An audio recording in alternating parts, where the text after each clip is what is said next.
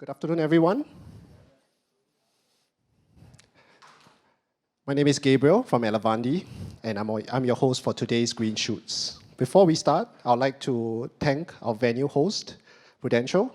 I must say it's a really lovely venue. This place, in terms of how it's set up and everything, is almost perfect for such an in-person, gathering for our Green Shoots. Prudential is also a member of Elevandi's advisory committee, which includes a group of companies such as Ant Group, Tencent, Temasek, Crypto.com, Circle, UOB, MasterCard, and iCapital. Elevandi is a non-profit, and we were created by the MAS just last year. Our mission was put forth by Senior Minister Tharman, as well as the MAS board, such as Deputy Prime Minister Heng, as well as Deputy Prime Minister Wong. Our mission, to foster an open dialogue between the private and public sector to advance FinTech in the digital economy. Our chairman, Subnandu, is probably somewhere here, is also the mastermind of the world largest FinTech festival, which is coming up in November. Just a brief background on Green Shoots. Green Shoots is a grassroots initiative that evolved in response to the circuit breaker in the year 2000. Our sessions introduce new announcements, products, reports, such as the Digital for 100 report by Prudential, and policies to the financial services community.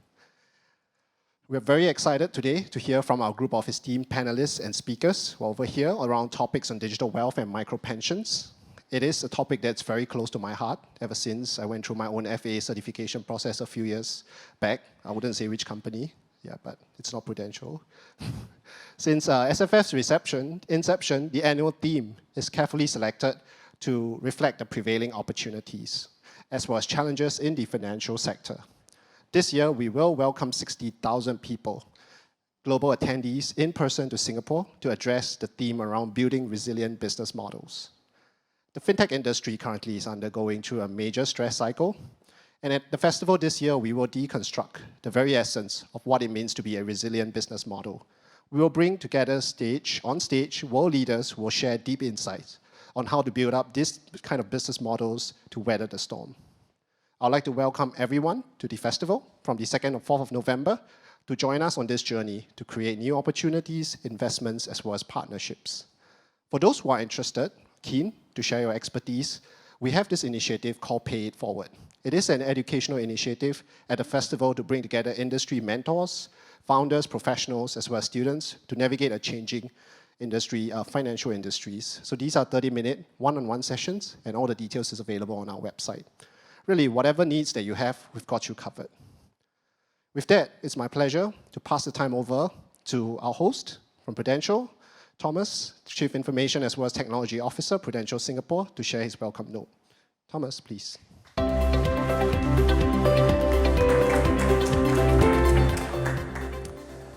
Hello, good afternoon to everyone. Thank you for coming to and joining us today in the afternoon.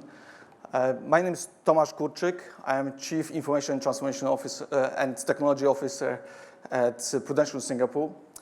I started my career actually outside of insurance, but past 10 years I spent trying to transform insurance. First of all, from inside out, within the industry on the carrier side, but as well as working outside in through the ecosystem as founder, advisor, angel investor, but as well as through my involvement in organizations like Singapore FinTech Association, try to grow it and build it into, take the insurance to the next stage and make it more accessible for everyone. I have been very lucky throughout my career because I have been given the opportunity to live and work in more than 20 countries. But through this experience, one thing really stuck with me. The fact that wherever you are, independent of in which culture you live in, but as well as the people that you interact, there are always two things that are present and on top of mind of everyone, which is wealth and health. And today, our topic for our today's discussion is actually micropensions and wealth. You might think that, especially looking from the perspective of Singapore, mature market, you can't pick two more distant topics to discuss, which is micropensions and wealth. But actually, if you think about it, it is all about the spectrum that you look at, because those two things cannot coexist without each other.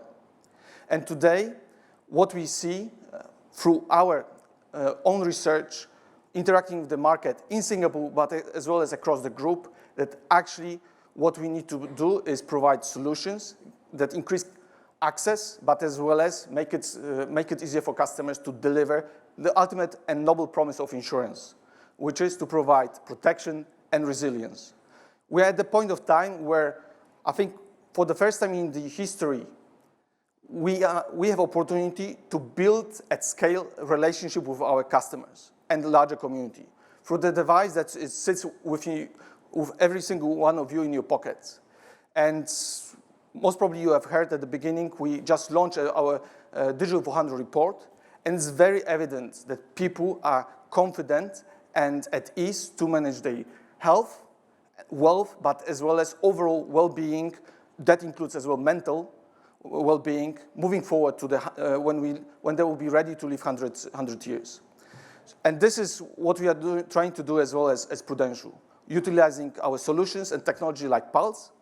And hopefully this is, you'll be able to learn much more from our panelists that will be joining us on the stage, and we'll have a great discussion about how we can really deliver and exceed delivering on the value and the promise of the insurance. So I would like to welcome all the panelists, and I hope that we're going to enjoy the discussion. Thank you.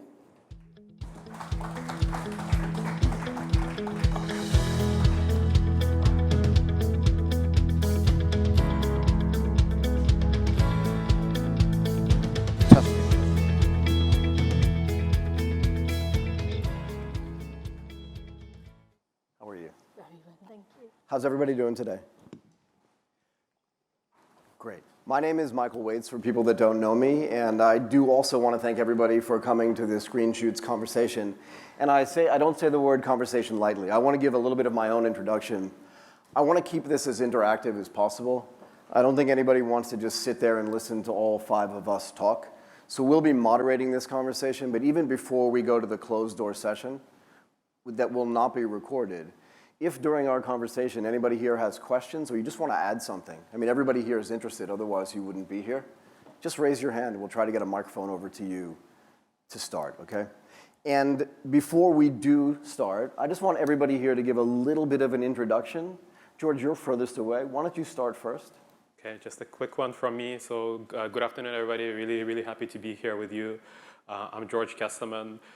Some of you might know me. I spent a lot of time in the insurtech ecosystem right from the early days that I was studying here in Asia. My journey have taken me across the world, I would say, and I grew up in Canada, but been in Asia for past 14 years. Funny enough, actually, it was Prudential that brought me to Asia. Many years ago when I first came, I joined them in Hong Kong and then in Singapore, and then made my journey through the rest of the Asia and spent time with general insurance, life insurance, and then last 7 years I've been all around the insurtech ecosystem. So I started Insurtech Asia Association in 2015, 2016. We've grown, and in the last 2 years I've also joined Zhongang Tech, which is part of Zhongang Group. Some of you might know that this is one of the biggest online insurance companies in the world, and then I'm a chief commercial officer for the tech arm of it. Super. So Abnendu, maybe you can give a little bit of your background. People know you, I think, mostly, but why don't you tell us something about you we don't know? I think, Michael, the way I'll respond to your question, not telling who am I, but telling what I do on a typical day. Go for it. Okay, today morning I got up at 8, I got up early. 8:30 I had a meeting with Washington DC talking about there's a plan this week I'm in US, tonight I'm flying to talk about my intervention on regulatory consideration for digital asset, all the crypto. Got it. And then followed by preparation for a particular AI program we are launching at the FinTech Festival. And I had a bunch of senior technical people talking about the code base, how this will be integrating for responsible AI. And before this, I was sitting with a chef and discussing the menu for Singapore FinTech Festival. and the debate was what kind of Indian food we should cater to. And what was your answer? Yeah, no, the problem is that 2016, we made a particular biryani, which was very popular. And after that, it has been not that popular. So we're trying to understand what went wrong. Are you A/B testing this, or maybe using a little bit of artificial intelligence to figure this out? So we debate on that, and we landed on not a non-vegetarian food. So I suggested, if you are Indian, you understand here, a kadi chawal, or a rajma chawal, or a dal chawal in 3 days. And because it's kind of vegetarian, light, almost a comfort food for many Indians, we can take care of that. So that's my job before coming here. So now I'm here talking about the micropension and very serious topic. So that's what I do for a living. That sounds awesome. Can we assume that the discussion about the food was the most heated discussion this day? Yes, because the chef was particularly upset when I told him that instead of that chicken wing in a certain way, can I convert it to a Texas style? And he just responded very angrily. It'll be very messy to serve it in a big with 5,000 people. Okay. We stay with that. The trials and tribulations. Yeah. Really hard. So Thomas, you've already basically introduced yourself, if that's okay. Parul? Nice to be here. Thank you for having us to Prudential. And Tomas, I'm Parul Khanna. I work for an organization called Pinbox. Pinbox stands for Pension in a Box. So have been doing pension inclusion, as I would call it, more than micropensions, and I think ahead we will also define that. But the work that we do is essentially around how do you match financial services and social protection and provide all sorts of social security solutions focused around long-term savings and pensions for those in the informal sector workforce, and defining informal is those where there isn't a formal employer and employee relationship. We've been working with governments in Asia and Africa. We are currently working in India, Rwanda, Kenya, Uganda, Nigeria, Papua New Guinea, and starting in Bangladesh. So it sounds quite fancy, but it's not, because it's the hardest task. And I think in the hardest business that we could ever be is in pension inclusion. So that's what I do. Nice to meet you all here.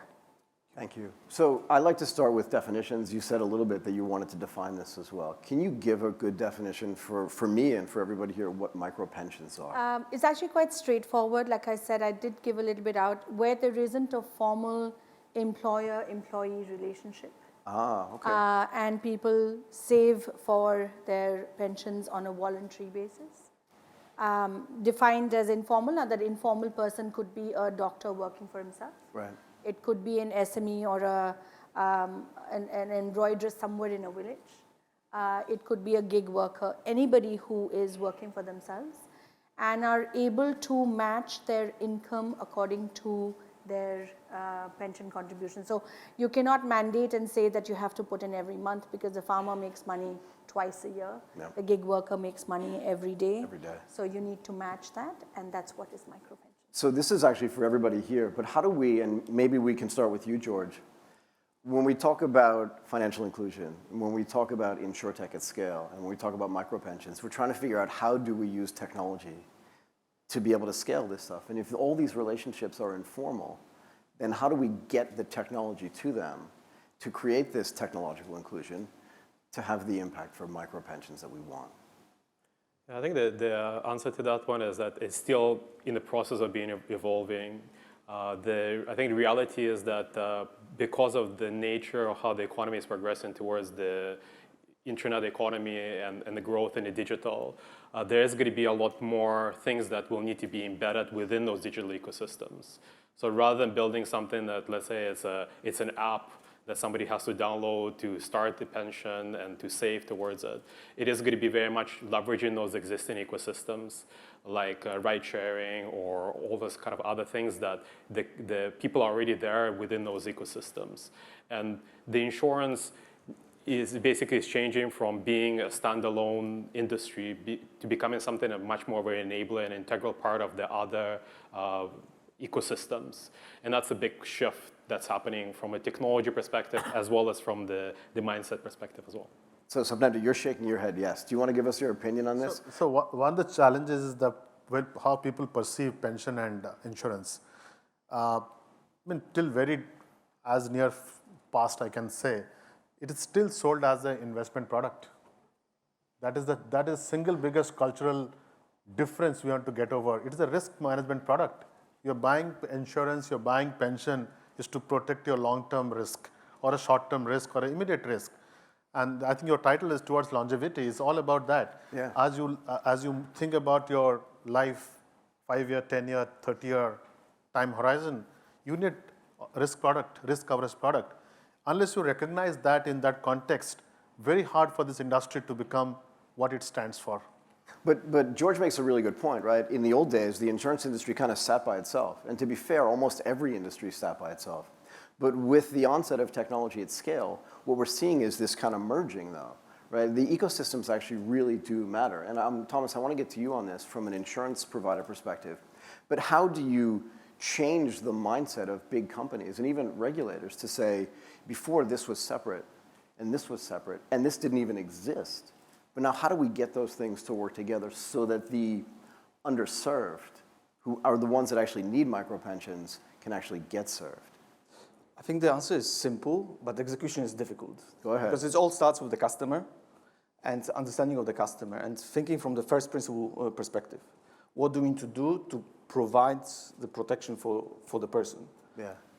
And when we talk about especially micropension, we need to put this in the context because we're in Singapore, so we have at least multi-layered safety nets. Typically, people will have their own insurance, they will have savings, they will have government schemes.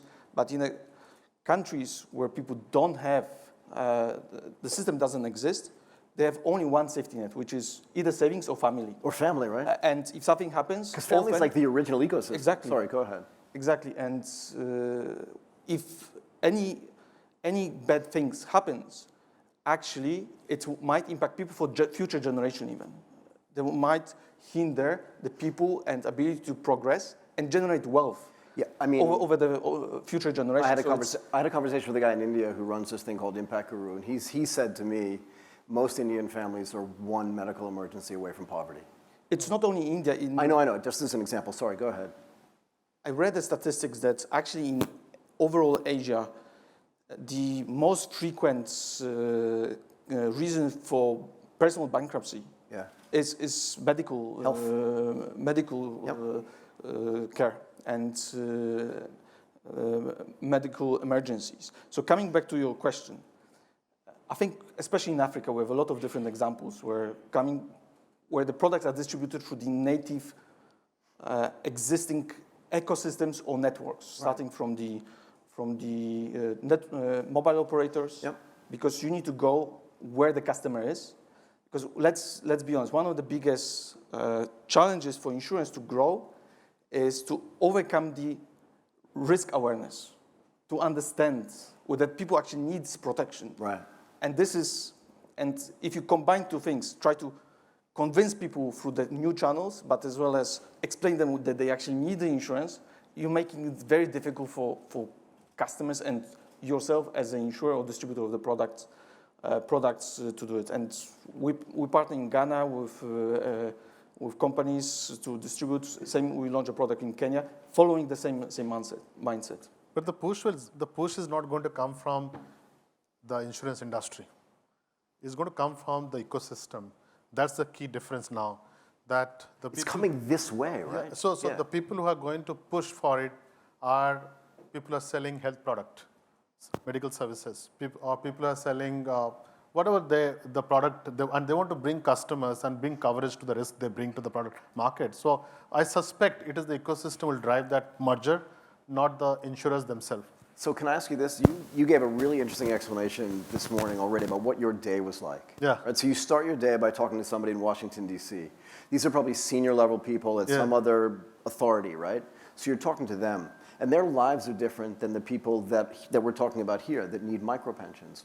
So I'm really curious how you think it's different in emerging Asian markets, right? Because Singapore itself, I mean, it's a wealthy country, right? So how do you think about it in the context of what's different between what's happening in Singapore, where, pick a number, you know better than I do, 30, 40, 50% of the population is not native and probably do need micropensions, but the other half don't. And then the rest of Southeast Asia, India, and Africa. What's the difference? Well, I'll defer that answer to question to Parul, because he deals with this problem day and night. But I'll give us, from my perspective, Yep. we do look things beyond Singapore. I mean, it's a strange thing that it actually, the one elegant way to explain that, this is that when traditionally, there's always a saying to remind us that poor people don't need poor solutions.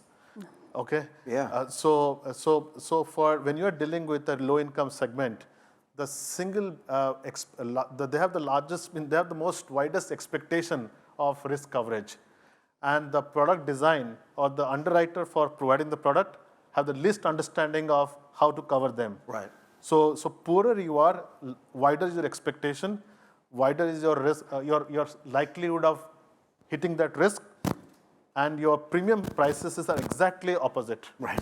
So I don't know the answer. So the answer should be third, because how to price with the widest risk and most likely to happen with a little premium to cover that risk. So that's the problem today. Well, it's actually two or more than two problems, but we can get to pricing in a second.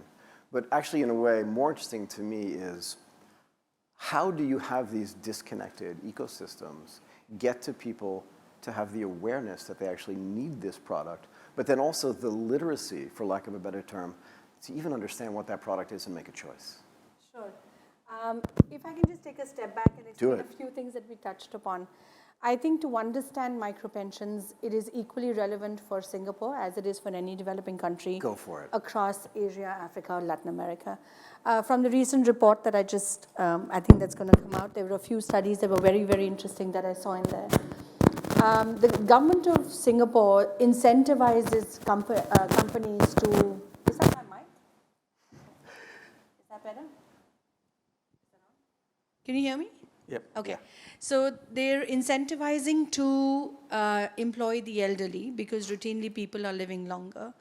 But where is the money coming from is from the tax benefits that people in the room pay here and perhaps the younger generation, right?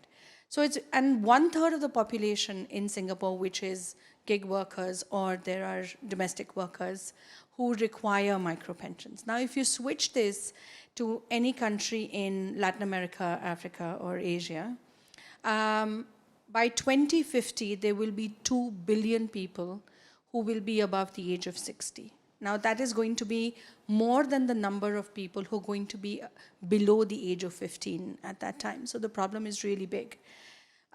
The cost or the opportunity of doing something like this, which means that out of these 2 billion people, 1.8 billion people of these elderly will live in developing countries.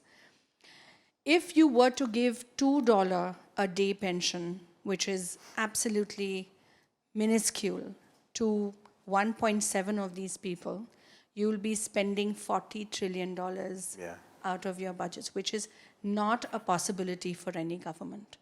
But the reverse side is that the opportunity is so big that in the workforce, there are 1.8 billion people who are eligible to get pensions or micropensions either ways. If 1/4 of these people get $2 a day pension, you can generate 10 trillion in the next 10 years. So that's the compounding power, and that's just how savings work. And pensions works as a product. How do you deliver it? I think what is most important is first to understand what the problem is. The problem is around friction, right? So how do you get people to get onboarded to open accounts? There are language barriers, there are KYC issues, there are digital inclusion, and so on and so forth. The second thing is around the mismatch around tax incentives, matching pension contributions. The third is around lack of digital pension tech, which works different from insurance, to have that kind of technology to deliver to reduce costs. The fourth is around people being actually underinsured, which is a huge problem. Yep. The reason I say this is because they're meeting their emergency or aspirational requirements through savings, or they're taking loans. Now, loans are good as long as you're creating an asset. I think everybody knows it better than I do in this room. But if you're not, then what they're doing is they're eating up their savings and they're mortgaging their future income.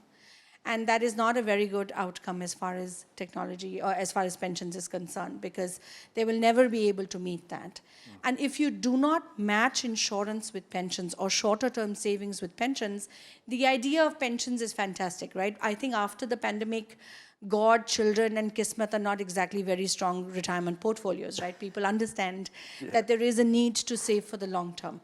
But even if that is a reality, for me and including everybody in this room, and if you change your occupations to being domestic workers and gig workers, you will not have that horizon in your head, because you have so many interim needs that need to be taken care of, and which can be taken through insurances, whether it's, if you're a farmer, you should have cattle insurance or weather insurance or whatever else, which are relevant to your occupation.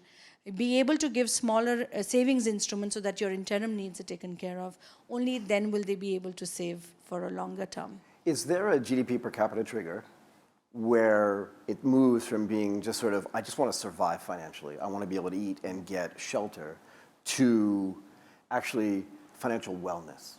Do you know what I mean? And is it different between countries? But you understand what I mean, Yes, right? In other words, if I I only do. have $1,000 a year, I don't have a lot of time to worry about how do I deal with my pension. Where do we need to get to? And I was told once by a guy who's building a bank in the Philippines that it's around $3,725 a year in emerging market economies. But I'm just curious what people think about, is there a trigger, and then what changes? You know, the answer is not so simple. And Of course. the reason I say this is because you need to understand who the customer is. People who are dissavers or earn $1,000 a day, the government should take care of them. Because we need to understand that the informal sector workforce is not a homogeneous variety. They also have lower income and higher income in that income group. Most of the emerging markets are moving towards a larger middle class, which gives better buying power. Those are the people that we need to look after. If you're going to go for a farmer who's not going, so for him, GDP per capita are, inconsequential words, or it's not even significant in their lives. Right. Right? So it can't be one size fits all. It just cannot be.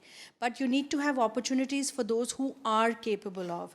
The gig worker, whether in Singapore or in India or in Rwanda, they all want to make money, and they want to save in markets. That's the kind of awareness, because they're sitting in the car and all the passengers are talking about is capital markets and investments. So they're aspirationals. They have a smartphone. You should be targeting those, right? Why are we trying to do a blanket cover for everybody that even the self-help group woman who's earning $10 a month should be saving $2? She cannot. No. She cannot. So But I think that there could be a counterforce going here. What happens most of the time when there's, to your point, if I have $1,000, maybe less, my worry is not pension. No. And the immediate risk is covered by a phrase called direct benefit transfer. Direct benefit transfer, which is essentially state giving money, free money to get you through the challenges. I think that there is an opportunity to structure that direct benefit transfer to take a portion of the money and allocate to a long-term wealth protection, long-term pension protection, as against a complete handout. You spend what you want to do based on your immediate crisis. So is this where something like central bank digital currencies come into play? That is one of the use cases. That's a good point. That's one of the use case. Because if you can program the money. Yeah, we can program the money to that you can't use for something else other than this purpose. Right. So there's a purpose, we call it programmable purposeful money. Right. Okay. So I think part of that, your question is not, of course, there's a literacy opportunity. You can tell people, doesn't matter how much you earn, a fraction of that is still worth a contribution. I mean, compounding matters in all cases, But most of the time, politicians will respond to that crisis with a DBT, that benefit transfers. And that kind of defers that problem statement. But here the opportunity to restructure that particular behavior to make it what we want to do. sorry, go ahead. No. I would like to add maybe one more solution, which is stopgap protection, because that's something that is much easier to implement and benefits. Stopgap from governments. Either from the governments or at the population level. Yes, because once again, it's all about protecting about those tail risk, the big risk, and because this is what hurts people for a generation, and this is much easier. Even when you talk about the with programmable money, it's quite easy to do it, because if you know how much people are spending on a specific category of expense, then you can start kicking and solves the problem. So, sorry, what I was just Go trying ahead, to say is there please. are examples of doing this. So, only for pension inclusion, countries like India already incentivize the youth to save for the pensions. The reason is, if you rather spend that money today than be able to give them old age pension, because it's much more expensive to give meaningful payouts, but to have incentives today. Government of Rwanda started this. In fact, we'd worked with them on the policy side as well. They ran a program on micropensions 3 years ago, where they match according to the income categories. Without going to those details, they give about 50% to 30% depending on the income category that you're in. They match it, and they also give funeral insurance and a life insurance cover as a benefit to people for the first 3 years for savings. So funeral insurance works well because as a nation, funeral expenses are a matter of dignity and last rights. Right. So they match it up and people kind of see value in that. Yeah. Government of Uganda also gives incentive. Government of Kenya gives guaranteed returns. So these are all policy matters that already exist.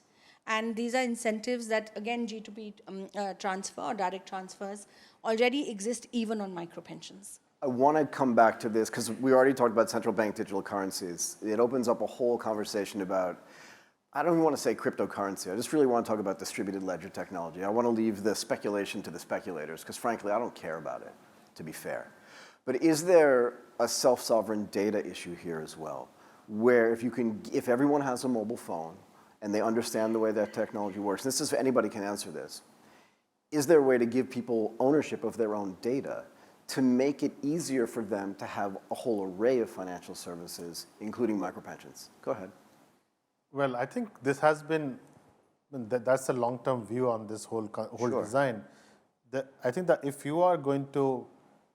all of us are going to participate on a future design where we are a participant in the network and the transfer of value, whether for pension or whatever product and services, is going to be bilateral between two parties with no intermediaries in between. Of course, self-sovereign ID becomes the cornerstone of that architecture, which means all of us should be visible, identifiable in the network. So that is step one. Step two, you need a certain currency to power this network because there is a need for incentive to ensure that person validates these two people are exchanging ownership and value in that transaction. And third, you need a new form of money which will power these transactions between two parties against as against today, where when I pay somebody for buying this particular laptop, the delivery happens in a different process, and there are two different processes. Yeah. The act of paying and act of ownership of the laptop is two different processes. Yeah, they're not related. So to your question, when you're talking about this new model, it all becomes a single transaction. The moment, and that is a token. A token ownership transfers, value get exchanged, ownership get exchanged. So I think in this new design, you will see a far better, I would say a far better technology platform to solve a wide range of financial sector issues from three ways. Go ahead. It reduces the cost of transfers. Yep. Second, it increases the transparency of the participating population. And third, it is far more, it is driven to the value of the participant on the network. To explain that, today when you do a Google search, suppose I'm searching Parul, for whatever reason, I'm going to write an article. Right. I go to Google, I type Parul Khanna, and I get all her last speeches, her YouTubes, whatever she has done. And I don't pay her for doing that. In the future design, all of us will get into the search engine. The first step after giving your name and detail will be a wallet, which includes some new form of money. What happens that when I search Parul, automatically Parul gets credited a small fraction of my digital money because I searched her. Because I'm taking a value from her contribution on the network. I think that's the future we are talking about. Right, and it requires there to be the self-sovereign data ownership. Yes, yes. Because she has to be the owner of her data. Yes, yes. But here's the thing, right? All of us understand that. Yes. But how do you get the farmer who's worried about just crop failure to understand that? Because they are participating in the network. I get it. Yes. But how do they know that that's the benefit to them? Go ahead, because I'm really curious about this. I don't know how they know that.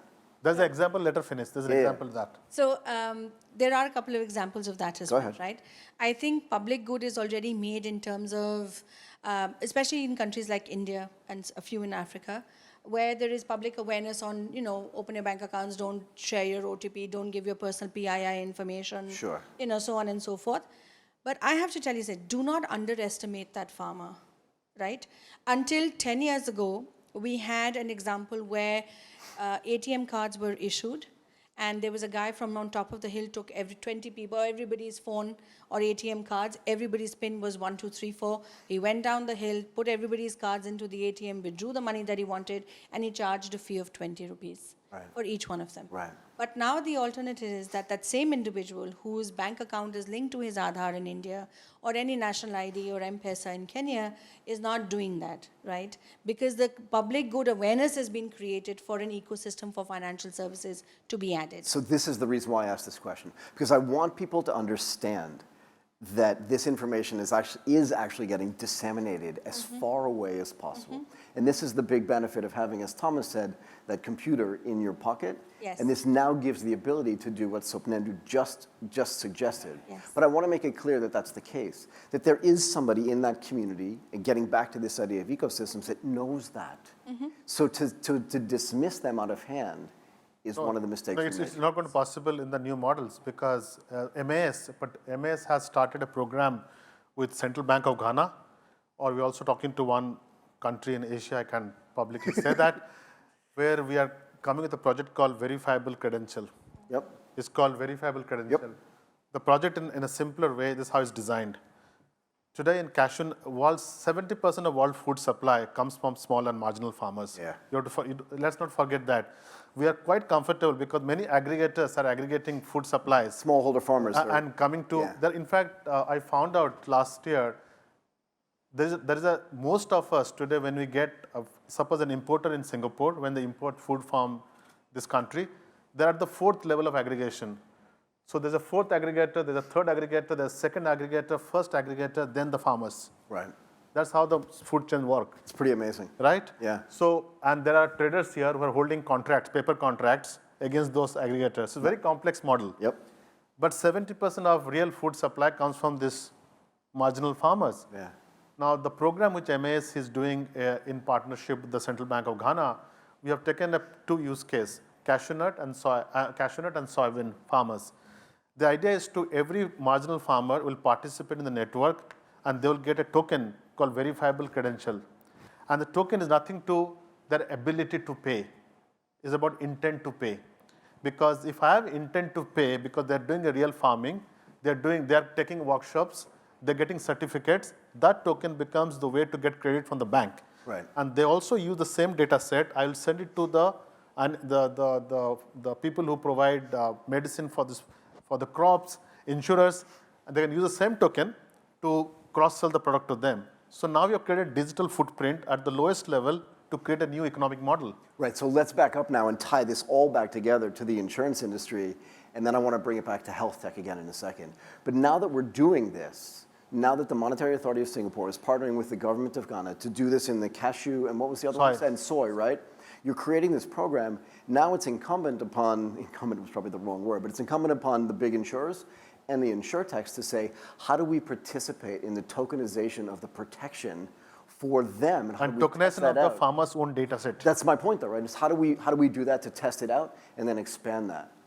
So I fully agree because it starts with utility, and actually providing identity is a utility beyond insurance because access to the financing, to the broader ecosystem spans across health and so on. So it's as soon as we have data that's trusted data and trusted identity, the rest is simple but difficult to execute from this perspective because especially if it's all in a machine-readable format, independently if it is in a DLT or non-DLT, as long as the data someone can as long as it is there, adding a model that will be able to assess the risk and price the risk is relatively straightforward. And plus, through the ecosystem that everyone is using those tokens and the information from the fertilizers vendor, from the distributor and so on, you have opened additional channels to educate and distribute protection. And more importantly, this token are not controlled by me. Exactly. The farmer decide whom to share the token.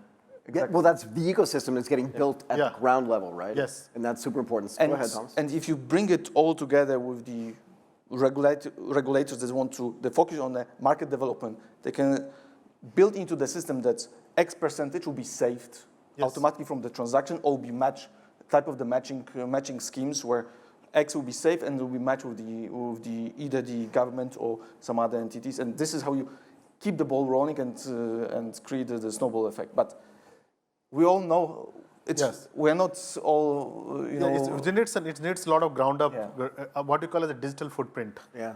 A lot of digital footprint has to be created. Can we agree here, though, that this is a really incredible use of government power to be able to affect change? I think this model we have been trying for last 3 years. Of course.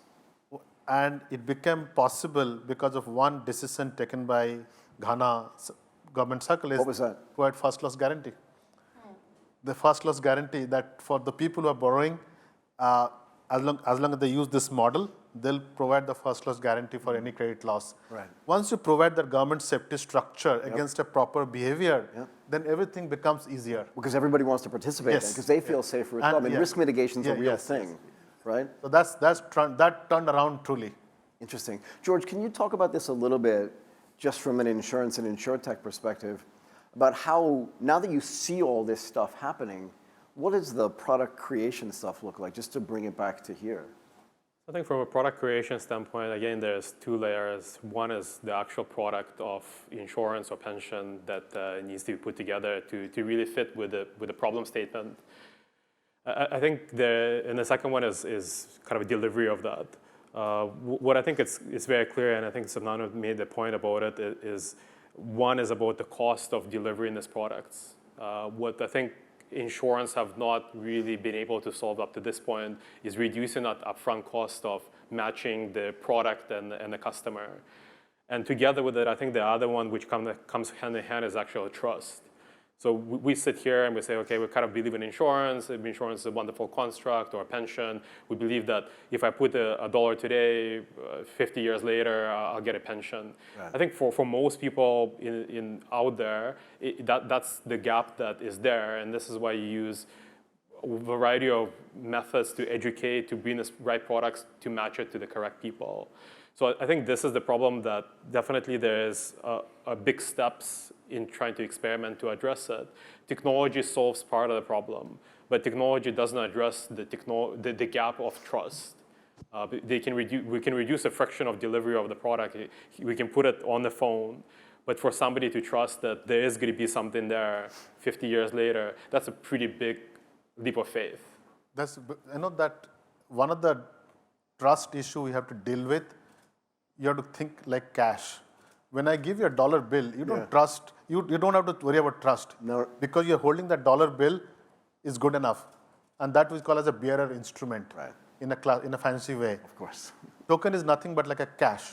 Moment I hold that token, I don't care who gave it to me. As long as I'm holding a token, it's a legal tender, you will trust me. This whole verifiable credential is based on this construct of, I don't need to have a trust system. And there's also a generational switch going on here as well, right? So my generation thinks if I'm not holding the paper in my hand, I don't trust that it's going to happen. Now I'll hold a token. But my daughter's generation, I'm technologically savvy enough, right, that I understand this.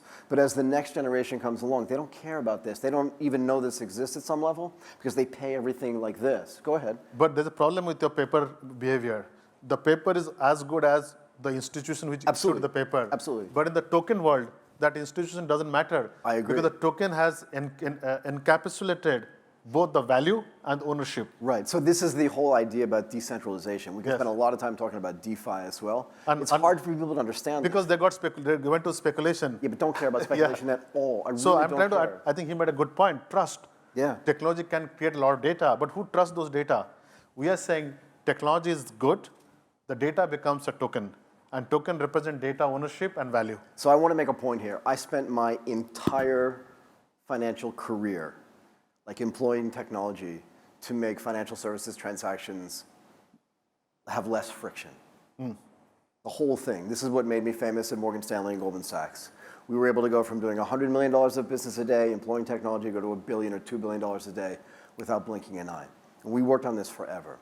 But at the end of the day, no matter how much you automate what I was doing, which was sales trading or trading, if there was a problem, the human wanted to talk to another human, right? It was your fault, or you can help me.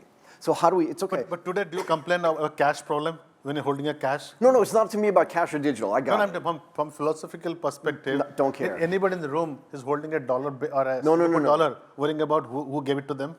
Don't care at all. But they do care if something doesn't work. So my question is always, in the digital world, we see hacking happening all the time. We see all this stuff. So my real question isn't about the trust anymore. We've already established that, and I agree.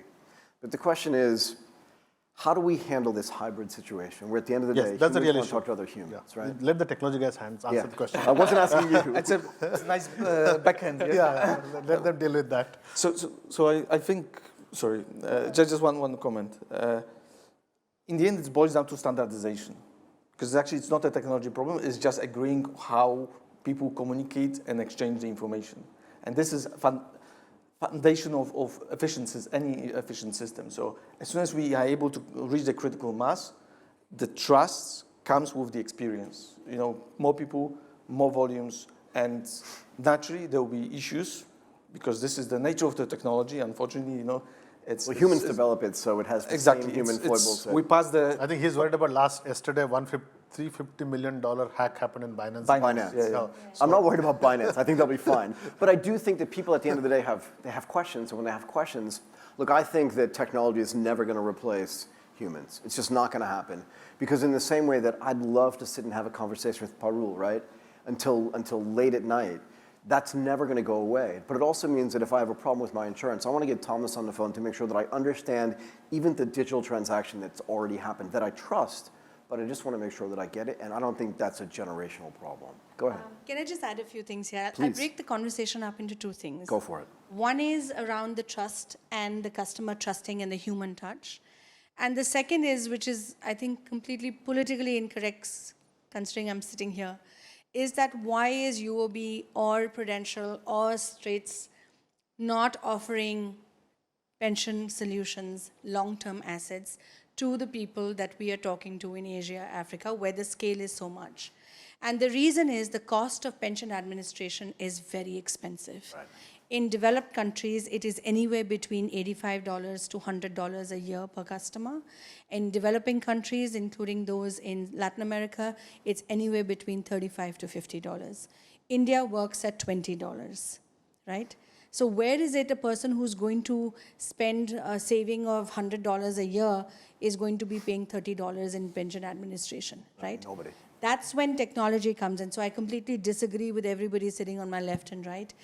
That is why technology comes in, because pension techs like us are providing aggregated asset management to Mr. Prudential in Kenya, who I work with, by the way, where they are receiving $10 a day from 1 million people, and they are getting aggregated $10 million to manage at data levels which are disintegrated through and given it smaller bite size by the pension tech platform that I have, and hence it becomes viable for them to manage the money and give meaningful returns.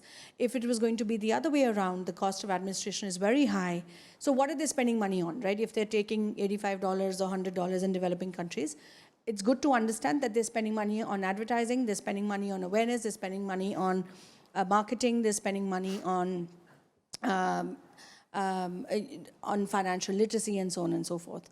But if all of that is broken down to a smaller level where they don't have to worry about all these things because you're in a B2B2C model or you're doing direct sales with the persons that Swapnendu was talking about in Ghana, then you're as good as the person standing in front of the customers, where the delivery is only between that 1 to 10 people, and hence the conversion rates are very high. So you don't have to look at pension administration only from a blanket color of television advertisements, because none of those farmers are looking at those. They're only trusting that person sitting in front who's coming to talk to them about it, who's a person who lives in the village, whom they can go and talk to, and they're using things. So we work on a USSD phone. You can do a *453# in Rwanda and open up your pension accounts using digital. We can embed ourselves in Bora Bora Guy's apps, and they can use it in their app. And we also do it on WhatsApp, where I don't have to worry about language barriers. I don't have to worry about, and everybody has WhatsApp on their phone. They're using it to do, we even do it through that. You don't worry about 3G, 4G, 5G, it doesn't matter. It doesn't matter. Yep. It doesn't matter at all. So your delivery has to be the same, like they say, the sachet model. There is no reason to WhatsApp in the sense poor people do not need poor solutions. Why do you and I don't worry about these technology services? Like you also said, your daughter's not worried about anything on the phone. Why can that same person not get the same quality of services? They trust everything. But we are not giving them the delivery systems, no? We are the ones who are sitting here. We are not giving it to them because it's not financially viable for us. So make it financially viable. Yeah. Right? Find solutions that are able to do it. We run a pension tech and we do it. We've brought our costs down to less than 10%.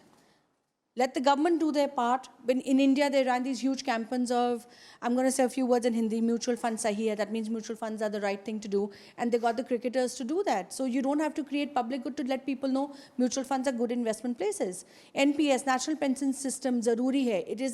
It is imperative that you have it.